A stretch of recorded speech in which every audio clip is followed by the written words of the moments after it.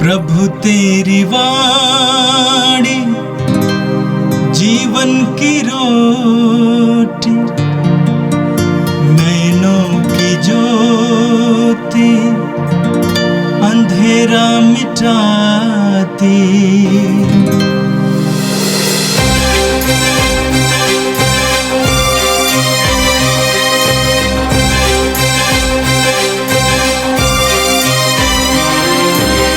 प्रभु तेरी वाणी जीवन की रोटी, नैनों की ज्योति अंधेरा मिटाती।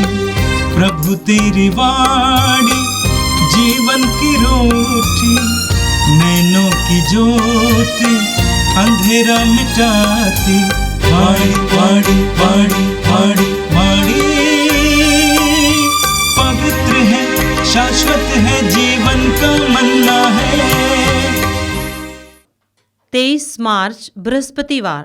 पहला पाठ निर्गमन ग्रंथ अध्याय 32 पद संख्या 7 से 14 तक।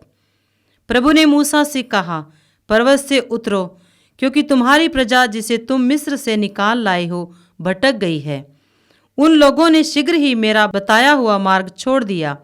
उन्होंने अपने लिए ढली हुई धातु का बछड़ा बनाकर उन्हें दंडवत किया और उसे बलि चढ़ाकर कहा, हे इस्राएल, यही तुम्हारा ईश्वर है, यही तुम्हें मिस्र से निकाल लाया है। प्रभु ने मूसा से कहा, मैं देख रहा हूँ कि ये लोग कितने हठधर्मी हैं। मुझे इनका नाश करने दो। मेरा क्रोध भड़क उठेगा और इनका सर्वनाश करेगा। तब मैं तुम्हारे द्वारा एक महान राष्ट्र उत्पन्न करूँगा। मूसा ने अपने प्रभु ईश्वर का क्रोध शांत करने के उद्देश्य से कहा, हे प्रभु, यह तेरी प्रजा है जिसे तू सामर्थ्य तथा बुजबुल से मिस्र से निकाल लाया है। इस पर तू कैसे क्रोध कर सकता है? अपने सेवकों को इब्राहिम, इसहाक और याकूब को याद कर। तूने शपथ खाकर उन्हें यह प्रतिज्ञा की है, मैं तुम्हारी संतति को स्वर्ग के तारों की तरह असंख्य बनाऊंगा और अपनी प्रतिज्ञा के अनुसार तुम्हारे वंशजों को यह समस्त देश प्रदान करूंगा और वे सदा के लिए इसके उत्तराधिकारी हो जाएंगे। तब प्रभु ने अपनी प्रजा को दंड देने की जो धमकी दी थी उसका विचार छोड़ दिया। यह प्रभु की वाणी है। संत योगन के अनुसार पवित्र सुसमाचार अध्याय 5 पद संख्या 31 से 44 तक। यीशु ने यहूदियों से कहा, यदि मैं अपने विषय में साक्ष्य दूं तो मेरा साक्ष्य मान्य नहीं है। कोई दूसरा मेरे विषय में साक्ष्य देता है और मैं जानता हूं कि वो मेरे विषय में जो साक्ष्य देता है वो मान्य है। तुम लोगों ने जोगन से पूछवाया और उसने सत्य के संबंध में साक्ष्य दिया है। मुझे किसी मनुष्य के साक्ष्य की आवश्यकता नहीं। यह तो मैं इसीलिए करता हूं कि तुम लोग मुक्ति पा सके। जोगन एक जलता और चमकता हुआ दीपक था। उसकी ज्योति में थोड़ी देर तक आनंद मनाना तुम लोगों को अच्छा लगा, परंतु मुझे जो साक्ष्य प्राप्त है वह जोगन के साक्ष्य से भी महान है। पिता ने जो कार्य मुझे पूरा करने को सौंपे हैं, जो कार्य मैं करता हूँ, वे ही मेरे विषय में ये साक्ष्य देते हैं कि पिता ने मुझे भेजा है। पिता ने भी जिसने मुझे भेजा है मेरे विषय में साक्ष्य दिया है। तुम लोगों ने न तो कभी उसकी वाणी सुनी है और न उसका रूप ही देखा है। उसकी शिक्षा तुम लोगों के हृदय में घर नहीं कर सकी, क्योंकि तुम उसमें विश्वास नहीं करते जिसे उसने भेजा है। तुम लोग ये समझकर धर्म ग्रंथ का अनुशीलन करते हो कि उसमें तुम्हें अनंत जीवन का मार्ग मिलेगा। वही धर्म ग्रंथ मेरे विषय में साक्ष्य देता है। फिर भी तुम लोग जीवन प्राप्त करने के लिए मेरे पास आना नहीं चाहते। मैं मनुष्यों की ओर से सम्मान नहीं चाहता। मैं तुम लोगों के विषय में जानता हूं कि तुम ईश्वर से प्रेम नहीं रखते। मैं अपने पिता के नाम पर आया हूं, फिर भी तुम लोग मुझे स्वीकार नहीं करते। यदि कोई अपने ही नाम पर आए तो तुम लोग उसको स्वीकार करोगे। तुम लोग एक दूसरे से सम्मान चाहते हो और वह सम्मान नहीं चाहते जो एकमात्र ईश्वर की ओर से आता है। जो तुम लोग कैसे विश्वास कर सकते हो? ये न समझो कि मैं पिता के सामने तुम लोगों पर अभियोग लेकर आऊंगा।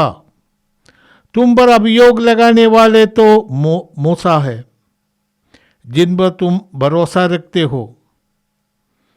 यदि तुम लोग मूसा पर विश्वास करते तो मुझ पर भी विश्वास करते, क्योंकि उन्होंने मेरे विषय में लिखा है। यदि तुम लोग उनके लेखों पर विश्वास नहीं करते तो मेरी शिक्षा पर कैसे विश्वास करोगे? यह प्रभु का दिव्य सुसमाचार है। क्रिस्त प्रभु की जय। प्रथम पाठ हमने निर्गमन ग्रंथ अध्याय 32 से सुना है। इसमें हम पढ़ते हैं कि प्रभु ने मूसा से कहा, पर्वत से उतरो, क्योंकि तुम्हारी प्रजा जिसे तुम मिस्र से निकाल लाए हो भटक गई है। मूसा बीते 40 दिन ईश्वर के साथ पर्वत पर बातचीत कर गए थे, क्योंकि ईश्वर ने महान चिन्ह चमत्कार के द्वारा यहूदियों को मिस्र देश से छुड़वाया था, उनको मुक्त किया था, आज़ादी दिया था, और अपने शक्तिशाली उपस्थिति से उनको प्रभु ने लाल समुद्र पार करवाया।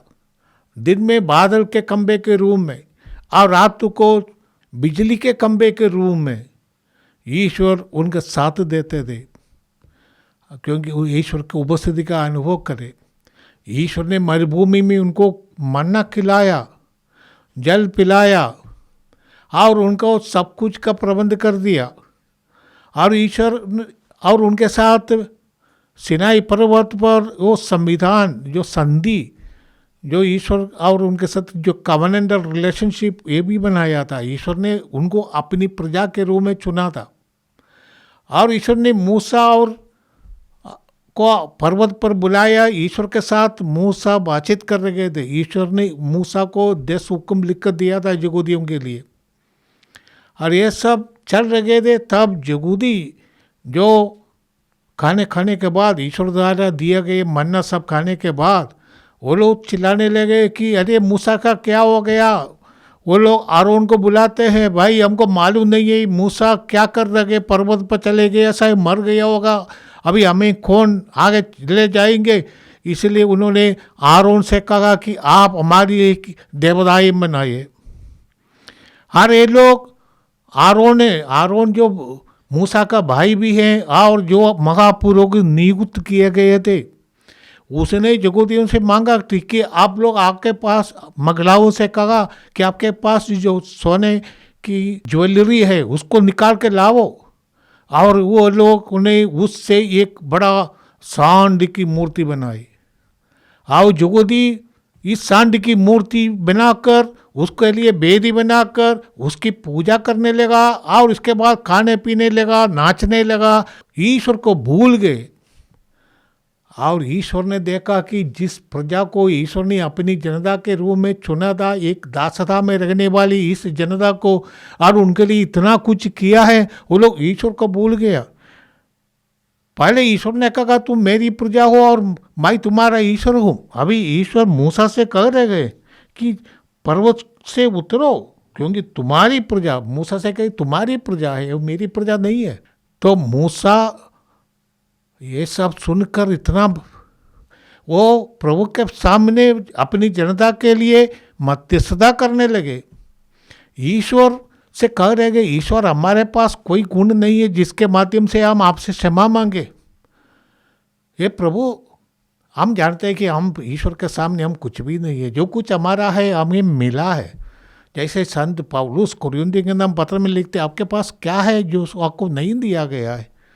उसी तरह यहूदी जाति के लिए ईश्वर ने जो कुछ किया उनकी कोई विशेषता गुण के कारण नहीं, ईश्वर का प्रेम के कारण उनको प्रत्येक चुना था और उनको अपनी जनता बनाया था। इसलिए मूसा कहते, प्रभु ये तेरी प्रजा है।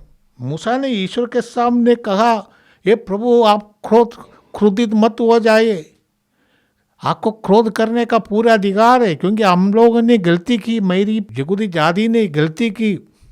ये प्रभु हम अपने गुणों पर आपसे कुछ नहीं मांग सकता। इसलिए मूसा कहते, प्रभु ये आपकी जनता है और जिसे तूने सामर्थ्य और भुजबल से मिस्र देश से निकाला, ये तुमने अपनी शक्ति, अपना प्रेम दर्शाया था। कहते प्रभु यदि तुम इस जनता को अभी नष्ट कर देंगे तो लोग क्या सोचेंगे। ईश्वर ने उनको अपनी चाल से निकाल लिया और उनको उधर रेगिस्तान में मरुभूमि में मारने के लिए लाया है।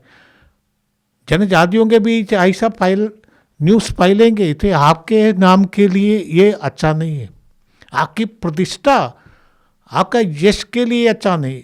इसलिए प्रभु उन पर दया कर। प्रभु मूसा की बात को सुनते हैं।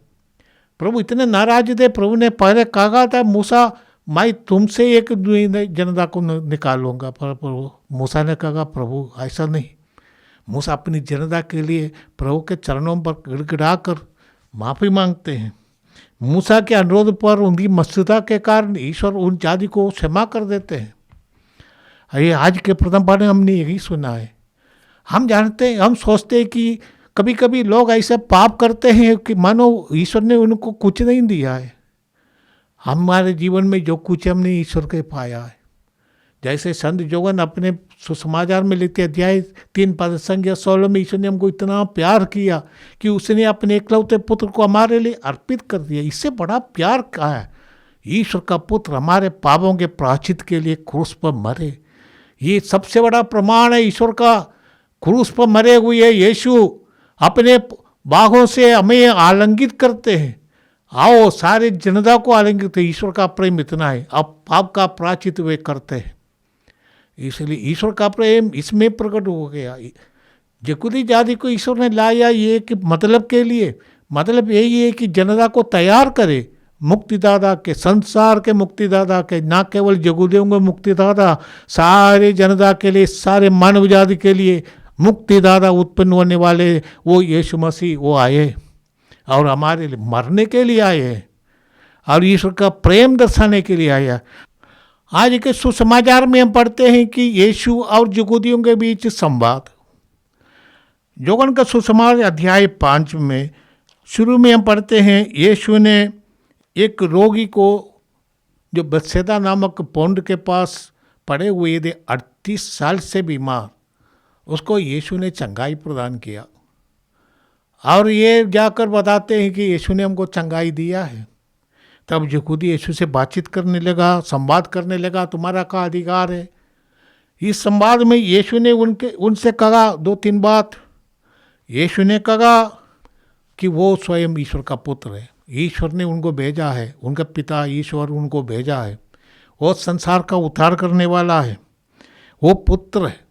और इतना ही नहीं, सबों के पापों के लिए वो प्रायश्चित करने के लिए आए और ये ईश्वर के द्वारा भेजे गया ईश्वर का पुत्र, जो उन पर विश्वास करेंगे उनको अनंत जीवन प्रदान करने वाला, आज संसार के अंत में संसार को न्याय करने के लिए आने वाला और सभी मृतकों को जीवन प्रदान करने वाला, पुनरुत्थान के द्वारा जीवन देने वाला। ये सब बातें यीशु ने यहूदियों के सामने रखा और अपने अधिकार के रूप में, अपने मिशन के रूप में उनको समझाया।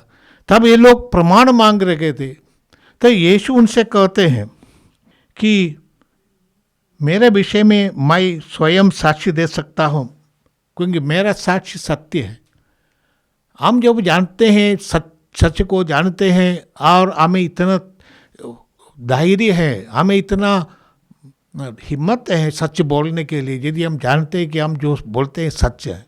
झूठ बोलने वाले जानते हैं कि वो झूठ बोलता है, उनका अंधकरण का वो बोध है, वो उनको सताते रहेगा जो झूठ बोलता है। प्रभु यीशु जब कहते हैं कि मैं सच जानता हूँ और मैं सच ही बोलता हूँ, और इसके बारे में यीशु ने जॉन का सुसमाचार 8 में यहूदियों के संवाद के समय बोलते हैं कि मैं सच बोलता हूँ।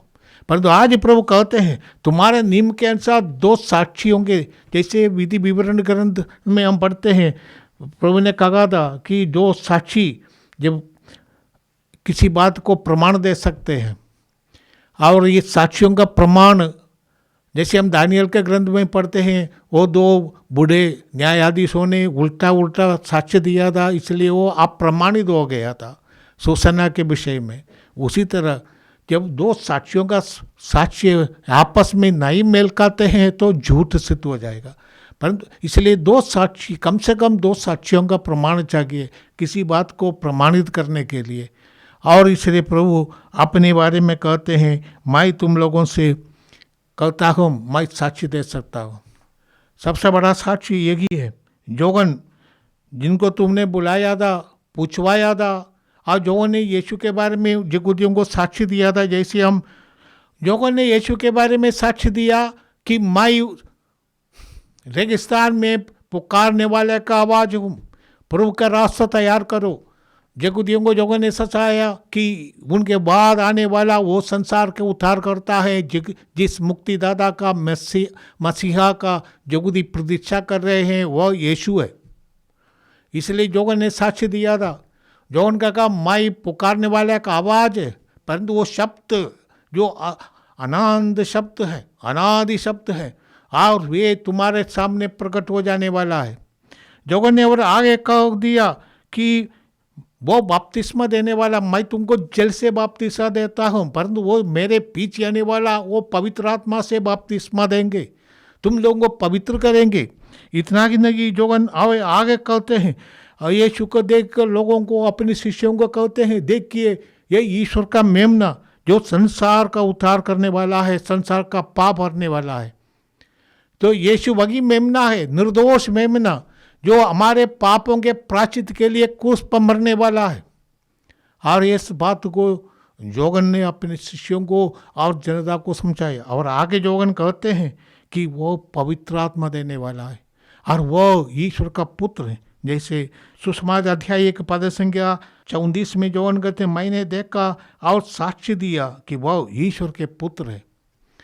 तो यीशु आज हमारे सामने इस बात को यहूदियों के सामने रखते हैं, और हमारे लिए भी यीशु ये बात कहते हैं कि जोगन ने जो साक्ष्य दिया मेरे विषय में वो मान्य है, और इस साक्ष्य को ईश्वर भी साक्ष्य देते हैं। मेरा पिता जो स्वर्गस्थ पिता, जो मेरे मिशन देकर मुझको भेजा है और जिसका कार्य मैं कर रहा हूँ, चिन्ह चमत्कार के द्वारा यीशु ने अपनी बात को स्थापित किया। ये पिता की आवाज़ है। इतना ही नहीं, पिता ने, हम जानते हैं यीशु के बपतिस्मा के समय स्वर्ग से आवाज़ हुआ कि मेरा प्रिय पुत्र है। इसी तरह पिता ने अपने यीशु के शिष्यों के सामने प्रकट किया ताबोर पहाड़ पर। जब यीशु प्रार्थना कर रहे थे, यीशु का मुखमंडल प्रकाशमान हो गया था, तब ये आवाज़ आया, इनको सुनो, ये मेरा प्रिय पुत्र है। और पिता यीशु के साथ चिन्ह चमत्कार के द्वारा यीशु ने जितने भी चिन्ह चमत्कार दिखाया, इस सब पिता का कार्य है। यीशु कहते हैं, मैं पिता का कार्य करता हूँ और स्थापित करता हूँ, पिता ने मुझे भेजा है। एक बार जोगन ने अपने शिष्यों को यीशु के पास भेजा, जिसके बारे में लूकास के सुसमाचार अध्याय 7 में पढ़ते हैं। यीशु ने जोगन के शिष्यों से कहा, जाओ, तुमने जो सुना और देखा है उसे जोगन को बता दो। अंधे देखते हैं, लंगड़े चलते हैं, खोड़ी शुद्ध किए जाते हैं, बगरे सुनते हैं, मुर्दे जिलाए जाते हैं, दरिद्रों को सुसमाचार सुनाया जाता है। ये सब पिता की बात है।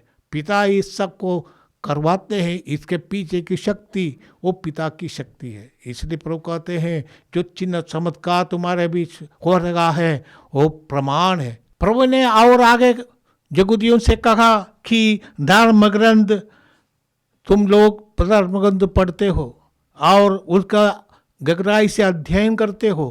पूरा धर्म ग्रंथ का मुख्य अर्थ मेरे बारे में प्रभु यीशु कहते हैं, जो धर्म ग्रंथ का अनुशीलन करते हो और उसमें तुम्हें अनंत जीवन का मार्ग मिलेगा। यही धर्म ग्रंथ मेरे विषय में साक्ष्य देता है। मैं समझता हूँ पूरे पुराने व्यवस्था का मतलब यीशु की ओर मार्ग दिखाना, यीशु के आगमन के लिए एक जाति को, एक जनता को तैयार करना, पूरा मानव जाति को तैयार करना, यही पुराने व्यवस्था का मतलब भी है। और इसलिए प्रभु कहते हैं जिस धर्म ग्रंथ का तुम अध्ययन करते हो उसका मतलब है मुझको दर्शाना है। सच में ये बात है, क्योंकि हम लोग बहुत लोग धर्म ग्रंथ पढ़ते हैं, रट मारते हैं और उद्धृत करते हैं, परंतु विश्वास में आगे नहीं बढ़ते। हमें पीएचडी मिल सकते हैं धर्म ग्रंथ का अध्ययन करके, क्योंकि वो तो भाई एक लिटरेचर के रूप में लोग अध्ययन करते होगा। विश्वास एक वरदान है और एक धर्म ग्रंथ रट करने से लिए विश्वास शायद नहीं मिलेगा। यहूदियों के साथ यही हुआ था। धर्म ग्रंथ वो जानते हैं, वो कोट कर सकते हैं, परंतु प्रभु कहते हैं उसका असली मतलब तुम लोग समझते नहीं। ये सब मेरे बारे में। और आगे प्रभु कहते हैं मैं जनता की सम्मान नहीं चाहता, मैं अपने आप प्रमाणित करने के लिए नहीं आया। मेरे बारे में मूसा ने भी कहा है। भाइयों बहनों, धर्म ग्रंथ को केवल रट करने से हम विश्वास में शायद नहीं बढ़ेंगे, परंतु उसको हमारे जीवन में उतारना है। पर वो आज के पाठ में प्रभु ने जौन के बारे में बताया, वो जलता और चमकता हुआ दीपक था, वो धर्म ग्रंथ है, वो पवित्र वचन है।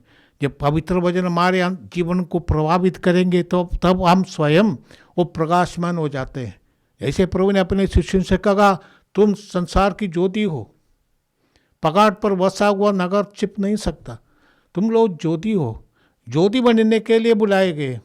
और ये ज्योति के जो तेल चाहिए, जो ऊर्जा चाहिए, रोशनी देने वाला, वो प्रकाश देने वाला, केवल दीपक अपने आप प्रकाश नहीं देता, उसको रोशनी ज्योति चाहिए। वही ये पवित्र वचन, जिनके जीवन में पवित्र वचन क्रियाशील है, वो व्यक्ति ज्योति बनकर रखता है। आइए हम प्रभु को धन्यवाद है आज के दोनों पाठों के लिए। हम जानते हैं कि यहूदी जाति जिसको ईश्वर ने शक्तिशाली करामत के द्वारा अपने बाहुबल से मिस्र देश की दासता से छुटाकर अपने जनता बनाया, वो बहुत जल्दी बढ़ के पाप करने लगे, वो भी मूर्ति पूजा करने लगे, ईश्वर को भूल जाने। हम भी ऐसे करते होंगे। हम भी अपने लिए मूर्ति बनाते हैं। हमारे लिए पैसा मूर्ति हो सकती है, सत्ता मूर्ति हो सकते हैं, परिवार मूर्ति बन सकते हैं। ईश्वर के लिए समय नहीं है, ईश्वर की बात को जानते नहीं, इतना ध्यान नहीं देते।